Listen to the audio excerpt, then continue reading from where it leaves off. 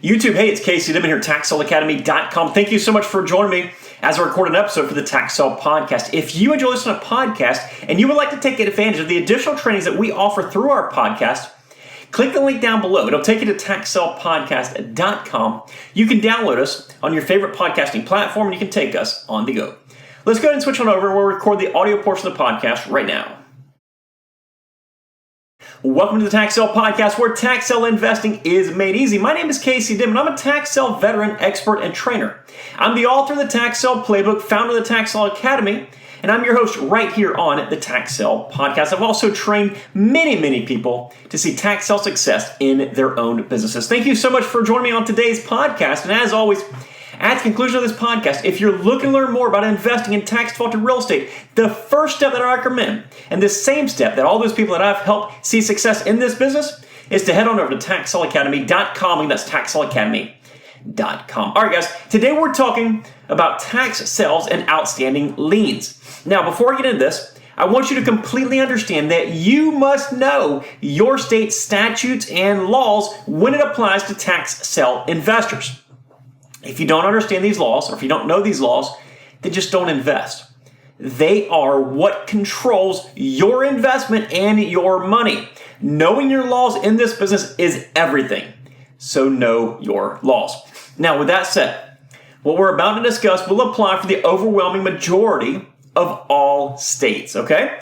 All right, so when a property owner fails to pay their delinquent taxes, a priority or senior lien is placed against that property in which those taxes have not been paid. Now, this lien could be resold in tax lien states, or it might just be held by the county in tax deed states.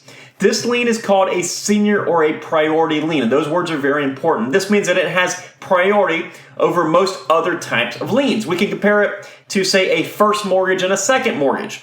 A first mortgage is secure. A first mortgage is usually for more money, and it has priority over that second mortgage. What this means is that when that first mortgage forecloses, it forecloses everything underneath it. It has that priority. Now, regardless of what other liens exist, when a tax lien is placed on the property, it becomes a priority or senior lien with a very few rare exceptions that we'll discuss later on. So if Bank of America has a mortgage against the property, Joe the plumber has a mechanics lien against the property, and whomever else has a lien against that property, whenever that tax lien is filed, it automatically becomes senior or more important than the rest of those liens.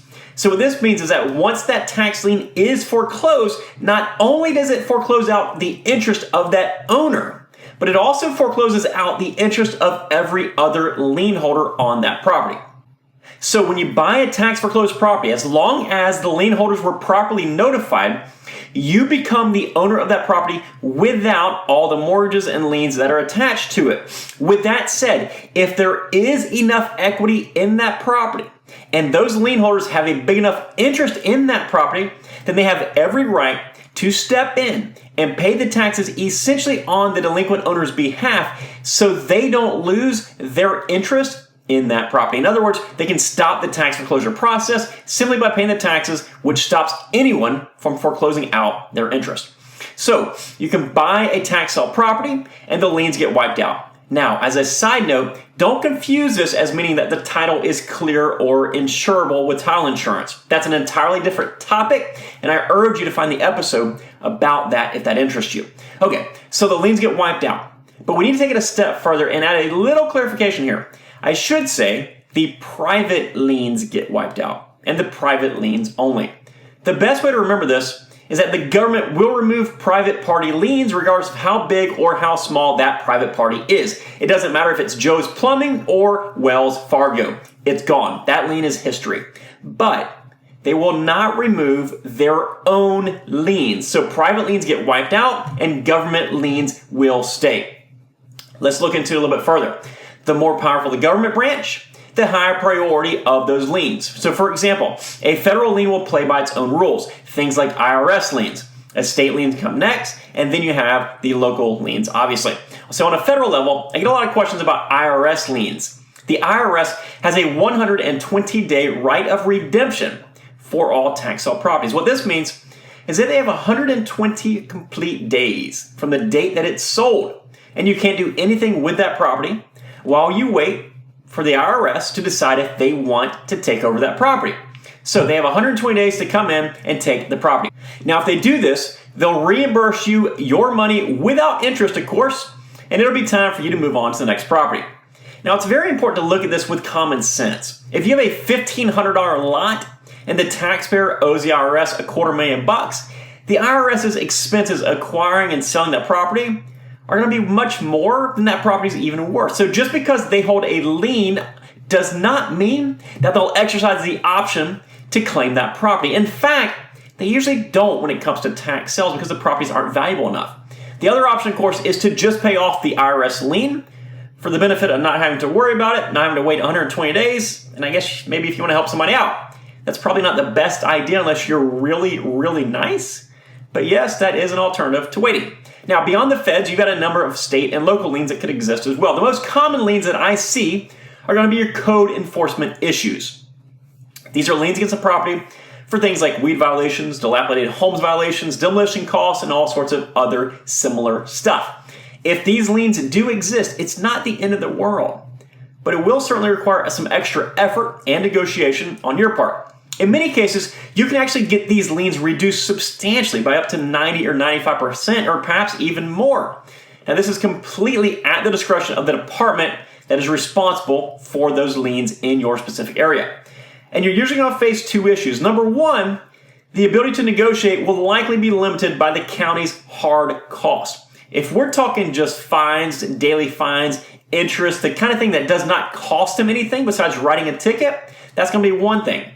But if you're talking about a situation where they had to bring one of their tractors to a job site, demolish a house, haul it away, pay employees, where there's actually hard cost involved, then your ability to negotiate will be greatly reduced since the county has already spent taxpayers' money improving that property. Keep that in mind.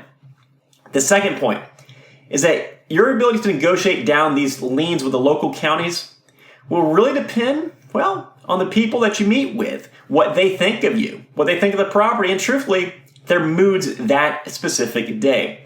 At some point in the future, I'll likely do a video on negotiating out the city or the county held liens.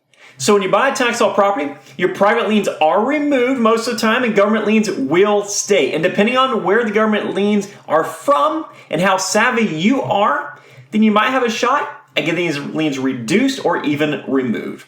Again, guys, I cannot emphasize enough, as with everything in this episode, that it's a generalization of what covers most states. As far as your specific state that you invest in, you must know the laws and how they apply to outstanding liens and encumbrances. Guys, that's it for today's episode. I really hope you found this episode helpful. There's certainly quite a bit involved with understanding liens, encumbrances, priorities, senior, junior, all sorts of other real estate investing and tax sale investing terms. And I'd love to explain this to you in much more detail. And I do that over at taxsaleacademy.com. Again, that's taxsaleacademy.com. If you're just learning about tax sale investing, a great resource for you is the Tax Sale Playbook. The book itself is completely free. Just help us cover shipping. And when you're ready to really get started, when you're ready to take that shortcut, consider joining the Tax Sale Academy. And you can do that, again, by going to taxsaleacademy.com and clicking on that join button.